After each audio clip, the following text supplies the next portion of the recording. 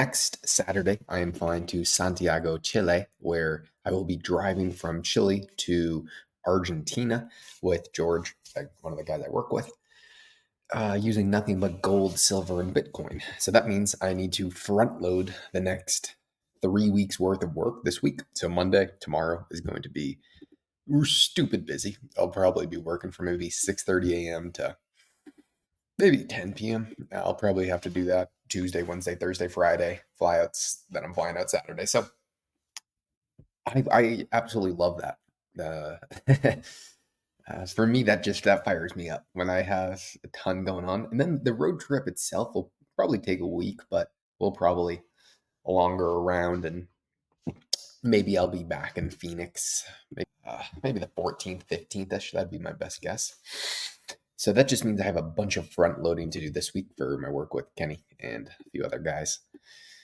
Uh, there are a lot of people that are actually planning on coming on the road trip with us, which is really cool and quite surprising, actually, that people would voluntarily drive from Chile to Argentina just to hang out with George. I'll be there as well, but that's the reason why they would come.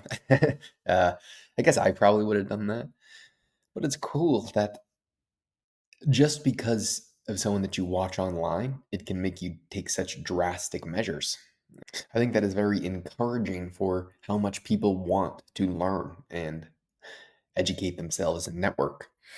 That people are going to go on a trip like that with us or with George, and I'll be tagging along. So I don't know how my video structure is going to work because I'm going to be driving all day, every day, and I don't know. I'll figure something out. I'll probably just do it with George. I'll probably ask him how to scale my business. This weekend I was out with my buddies Justin and Nathan, just getting a little away from work. Now I'm excited to get back on it. This weekend I was really reflecting on just the philosophical outlook on life itself.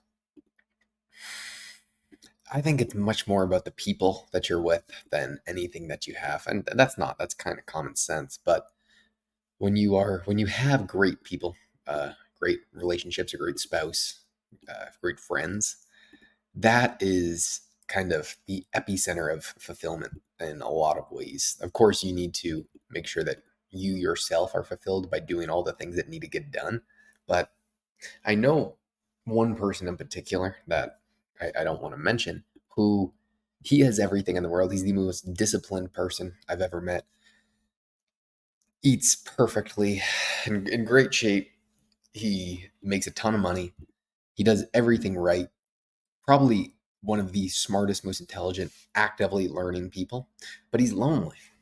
And I just compare that to when I hang out with Ken, because Ken is getting dinner with people on the same caliber of him, people who are hyper successful in some aspect of life, multiple times a week.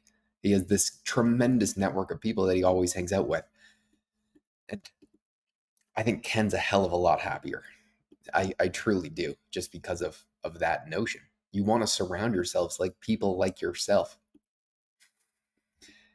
And the internet opens up the avenue to be around people like that virtually, but inevitably or eventually, I think you need to actually cultivate that type of community in person. That's just such a huge factor of living a truly fulfilled life, I think, because any trip I've ever gone on, and I've been fortunate enough, I mean, I travel a few times a month now. Every single trip I've ever gone on, it's never been the destination that makes it fun. It's who you go with and who you meet while you're there and how that correlates to whatever is going on. So that's what I find a lot of joy in.